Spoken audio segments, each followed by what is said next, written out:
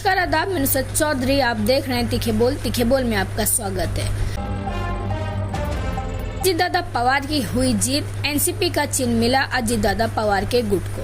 आज कोर्ट के फैसले के बाद ये साबित हो गया कि एनसीपी के असली हकदार अजीतदादा पवार है, जिसके बाद मुमरा में अजीतदादा पवार गुट के जो कार्यकर्ता थे और जो युवा नेता थे, इस तरीके से जश्न मनाया है इस चिन्ह के मिलने का। और क्या उनकी आगे की प्लानिंग से युवा उन्होंने आगे की प्लानिंग मुमरा को लेकर जाने हमारे चैनल के माध्यम से। मैं नुसरत चौधरी, जय हिंद, जय महाराष्ट्र।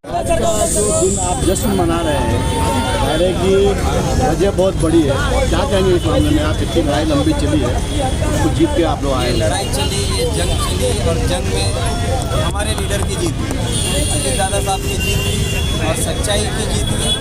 हक बातिल पे हावी हो। मुमरा की सियासत पे क्या रंग छोड़ेगा ये? मुमरा के इलेक्शन में करके नहीं, पूरे महाराष्ट्र में इसका बहुत अच्छा असर होगा इंशाल्लाह। और बढ़ चढ़ के जितने ज़्यादा से ज़्यादा आमदार आएंगे, खासदार आएंगे और कॉर्पोरेशन में जीते होगी, नगर पालिका में जीत होगी, ग्राम पंचायत में जीत होगी, इसकी पूरी उम्मीद और यकीन के साथ में ये जश्न और उल्लास चालू है। अजीत सर, अगर दोबारा से दोनों पार्टी एक हो जाती है तो आप लोगों का पक्ष क्या होगा? हम लोगों का पक्ष ये होगा कि जहाँ अजीतदादा वहाँ हम साथ हैं, जहाँ नजीब मुल्ला हम वहाँ साथ हैं। अजीतदादा पवार आगे बढ़ो, हम तुम्हारे साथ हैं। नजीब मुल्ला आगे बढ़ो, हम तुम्हारे साथ हैं। क्या कहेंगे आज के दिन के लिए?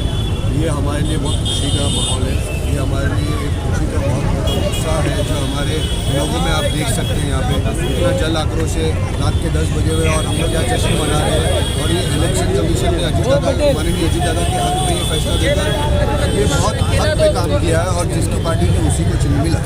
इलेक्शन से ठीक पहले इस तरह का फैसला आना क्या दर्शाता है? ये बहुत बड़ी पॉजिटिविटी की बात है और ये बहुत कॉन्फिडेंस भी देगा पूरे महाराष्ट्र के लोगों के लिए। पूरे महाराष्ट्र में जितने भी जो कैंडिडेट रहेंगे, जो अजीतदादा वोट करेंगे, हमारे समर्थन करेंगे, ये बहुत पॉजिटिव लहर है हमारे लिए और ये बहुत बड़ी जीत की बात है चुनाव से पहले। ओके, ग्राउंड पे पब्लिक में एक अफवाह ये फैली हुई है, ये पब्लिक में चर्चा ये है कि ये जो गुट है अजीतदादा पवार का, ये मुमरा में जो एक्टिव किया गया खास तौर से, ये एक दूसरे गुट को कमज़ोर करने के लिए जो अभी हाल ही में एक पार्टी तोड़ के सत्ता में आई हुई है। क्लियर बोलता हूँ कि शिंदे गुट को कमज़ोर करने के लिए अजीतदादा पवार के इस ग्रुप को मुमरा में एक्टिव किया गया। क्या बोलते हैं? ऐसी कोई बात नहीं है। जनता में ये अफवाह है, ये जनता में चर्चा है। जनता में चर्चा भी रहेगी, अफवाहें भी रहेगी और इसी से राजनीति चलती है। कुछ खबर सच, कुछ खबर झूठ, लेकिन हम हमारी युति के साथ में है और दमखम के साथ में इलेक्शन लड़ेंगे और सारे इलेक्शनों में फतेह भी हासिल करेंगे। जसबीर जी, आप यूथ के नेता हैं, अभी तो फिलहाल आपको चिन्ह भी मिल गया है, तो आगे मुमरा के यूथ को लेकर आपकी क्या प्लानिंग है? हम जितने भी इसके पहले जितनी भी खामियां रखी गई थी, पुराने आमदार जो हमारे स्थानीय आमदार हैं उनकी तरफ से जितनी भी खामियां गई रहती, जो यूथ जहाँ बैकवर्ड थे, आज हम वही खामियों को भरने की कोशिश करेंगे। आगे चल के चाहे एजुकेशन की बात होगी, एम्प्लॉयमेंट की बात होगी, हम उन मुद्दों पे काम करेंगे और जितना हो सके उतना यूथ को एम्पावरमेंट देंगे। बात जैसे कि आज देखा गया है कि यहाँ पे जश्न मनाया जा रहा है कि जो अजीतदादा पवार का गुट है उन्हें चिन्ह मिल गया, इस बारे में आप क्या कहेंगे? मैं यही बोलना चाहूँगा, जो पार्टी के नाम का और चिन्ह का असली हकदार था, ये चिन्ह और पार्टी का नाम उस तक पहुँच गया है। वैसी तरीके से मुमरा कलवा का जो आमदार का असली हकदार है नजीब मुल्ला साहब, इंशाल्लाह वो भी मिलेगा। अभी चिन्ह मिला है, इंशाल्लाह जीत भी मिलेगी। तो आपको क्या लग रहा है फहद कि नजीब मुल्ला मुमरा से जीत सकते?